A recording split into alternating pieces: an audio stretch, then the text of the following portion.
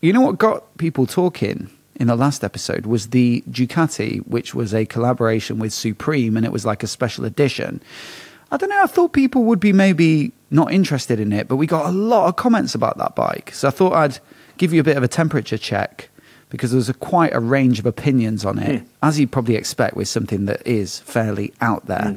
Don Diago says, this has to be a joke, Ducati Supreme. The only Supreme I like is a Supreme pizza.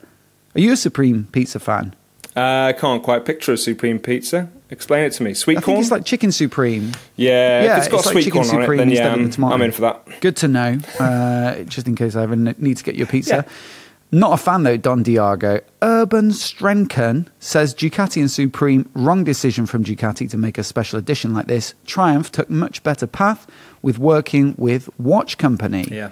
That was the Breitling one. I guess maybe that luxury brand and the British brand probably goes better than maybe Ducati and Supreme seem a little bit too different. Jeff May 4988 says that Supreme bike, on the other hand, is super nice and I absolutely would buy it. So there are some fans, in fact there are quite a few.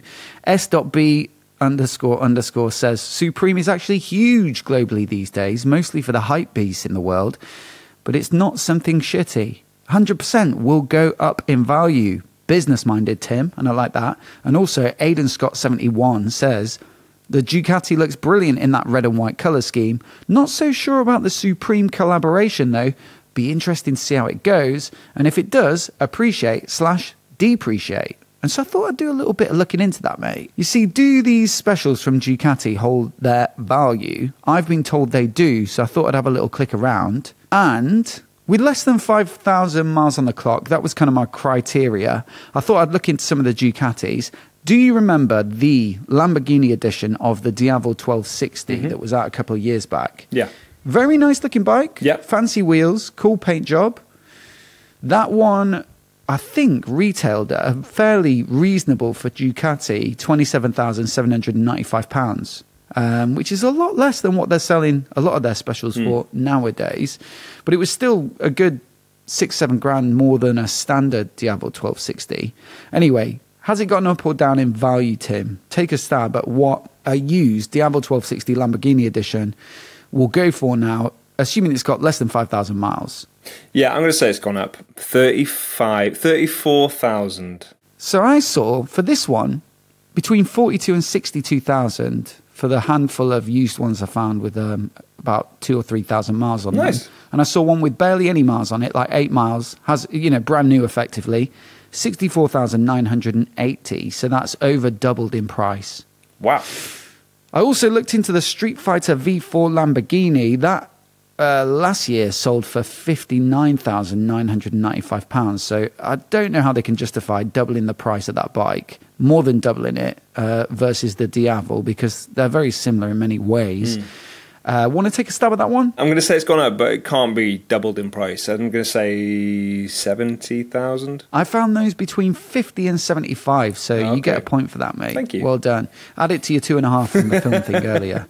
That's potentially down a bit. So it was 60. It's gone down to about 50 in some cases, but maybe if it's in good condition or if it's brand new or if it's a, you know, they number them as well. If it's a particularly appealing number or something, then yeah, some are going for like 75. Maybe that's more recent though. So maybe the longer they're on the market, the more they'll appreciate perhaps.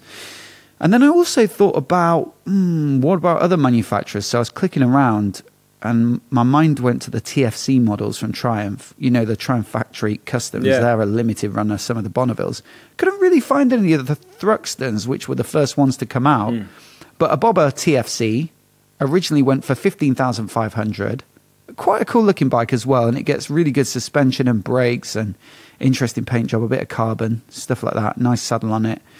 So yeah, 15.5 grand relative to your 60 grand Street Fighter V4 seems pretty reasonable.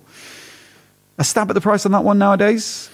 15,000 up to, I'm going to say it's not going to be a huge amount of carton, maybe 18,000 max. Not even that. They've held their value. I saw one for 15.5 and one for 16.5. Again, less than 5,000 miles, so relatively new. So I think it kind of varies, but the 1260 Lamborghini Diavol seems like a bargain. I think this Supreme Street Fighter was closer to that sort of Lamborghini figure. I think it was like 40 or 50 or something like that. So maybe not as much potential to appreciate. But then who knows, the cachet of the Supreme brand and maybe the scarcity of them might actually push it up quite nicely.